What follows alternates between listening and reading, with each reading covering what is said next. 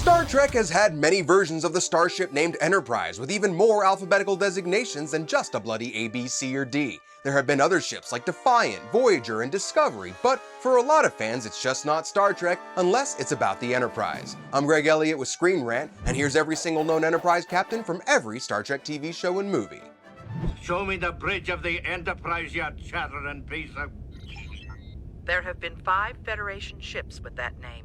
Chronologically speaking, the first Enterprise was the NX-01, commanded by 22nd century Captain Jonathan Archer in Star Trek Enterprise. But for most of us, the first real Enterprise is the Constitution-class USS Enterprise NCC 1701, which was first captained by Robert T. April. It then went under the command of Captain Christopher Pike until it transferred to the most legendary Enterprise captain of the 23rd century, James T. Kirk, whose 5-year mission with the ship was chronicled in Star Trek the original series. Where's Captain Decker? He's in engineering, sir.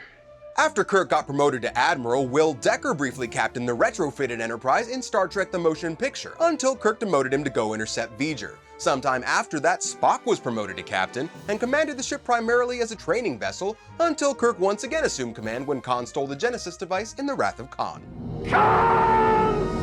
After stealing the Enterprise to resurrect Spock and saving Earth from a whale-seeking space probe, Kirk was demoted to captain and given command of a new Enterprise, NCC 1701-A, which he led in Star Trek V and VI, after which that ship was decommissioned. The Excelsior-class Enterprise B, seen in Star Trek Generations, was captained by John Harriman, and the Ambassador-class Enterprise C, briefly seen in The Next Generation, was led by Captain Rachel Garrett, which now brings us to The Next Generation's famous USS Enterprise NCC 1701-D. These are the voyages of the Starship Enterprise. The Galaxy-class Enterprise D was commanded by none other than Captain Jean-Luc Picard until it was destroyed in Star Trek Generations, but Jean-Luc wasn't technically its only captain.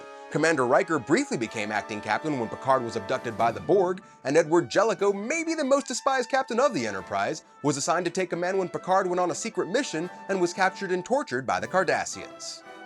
After the Enterprise D was destroyed, Picard commanded the Sovereign-class Enterprise E through the rest of the Next Generation films, and thanks to the Star Trek Picard prequel novel The Last Best Hope, we now know that after Jean-Luc got promoted to Admiral, his first officer Worf became the new captain of the Enterprise E. So that's mostly it, but now let's move into some alternate realities. Apparently, some kind of transposition has taken place. I find it extremely interesting. In Enterprise's mirror universe, the ISS Enterprise NX-01 was captained by Maximilian Forrest until Archer staged a mutiny and briefly took command.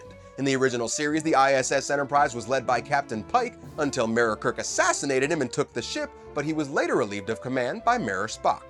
And in the future reality of the Next Generation series finale, All Good Things, the upgraded Enterprise D, which had a 3rd warp nacelle and could hit warp 13, was the personal flagship of none other than Admiral William T. Riker.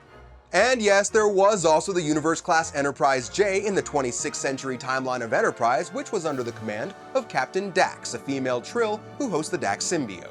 To stop Nero, you alone must take command of your ship. How? Over your dead body?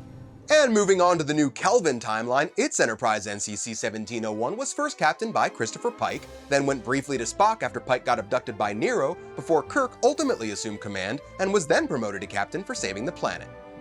That 1701 was destroyed by Krall in Star Trek Beyond, so Kirk was then given the newly built Constitution-class USS Enterprise A at the end of the film. And that's where we stand, all the TV and movie captains of the Starship Enterprise. We hope you like this and keep coming back to Screen Rant for more tantalizing Trek talk. I'm Greg Elliott, thanks for watching, and live long and prosper.